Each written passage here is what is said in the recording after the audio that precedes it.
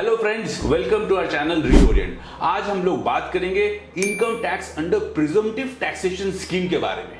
Government ने small businessman या professional services को डेली का लेखा जोखा या हिसाब किताब न मेंटेन करना पड़े या फिर टाइम कंज्यूमिंग ऑडिट प्रोसेस से न गुजरना पड़े, इसके लिए इनकम टैक्स के अंदर प्रिजम्पटिव टैक्सेशन स्कीम को लाया। देखते हैं प्रिजम्पटिव टैक्सेशन स्कीम क्या है। Presumptive taxation scheme for financial year 23-24 इसे 3 कैटेगरी में बांटा गया है। आइदर आप बिजनेस करते हैं या आप सर्विस करते हैं या आप ट्रांसपोर्टर हैं। Section 44AD of income tax act बोलता है, अगर आप बिजनेस करते हैं और आपका sales is less than 2 crore rupees in a financial year, then आप प्रिजम्पटिव टैक्सेशन स्कीम में अपना ITR सबमिट कर सकते हैं।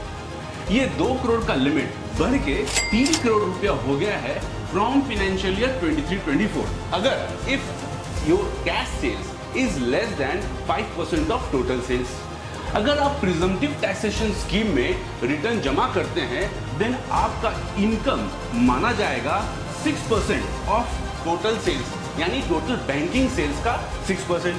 और अगर कैश सेल है, देन 8% ऑफ कैश सेल्स आपका इनकम माना जाएगा और इस इनकम पे आपको टैक्स लगेगा।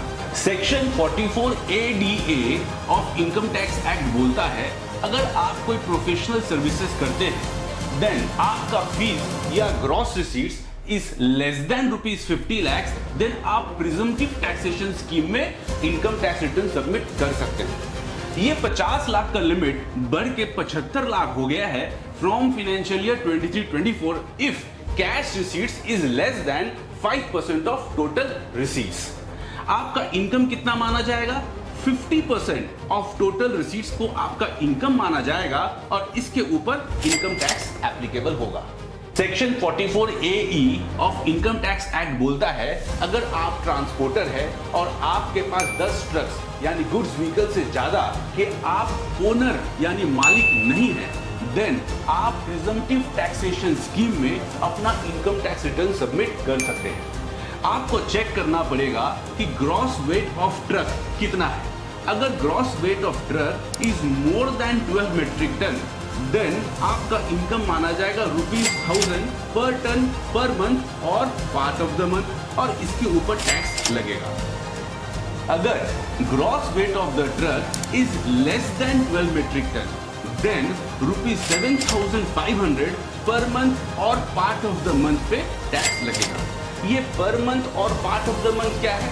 यानी सपोज अगर 10 महीना और 11 दिन है, देन टोटल 11 महीना माना जाएगा फॉर दिस कैलकुलेशन ऑफ ₹1000 पर टन पर मंथ और पार्ट ऑफ द मंथ और 7500 पर मंथ और part of the month.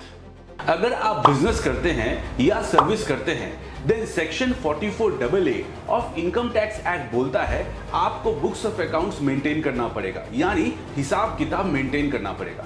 But अगर आप प्रिजम्पटिव टैक्सेशन स्कीम में अपना इनकम टैक्स रिटर्न जमा करते हैं, देन सेक्शन 44AA एप्लीकेबल नहीं है। सेक्शन 44AA के बारे में लॉन्ग वीडियो हमारे चैनल पे जल्द ही पब्लिश होगा। इसे देखने के लिए आप हमारे चैनल को फॉलो करें और अगर सब्सक्राइब नहीं किया है तो तुरंत सब्सक्राइब कर लें। धन्यवाद।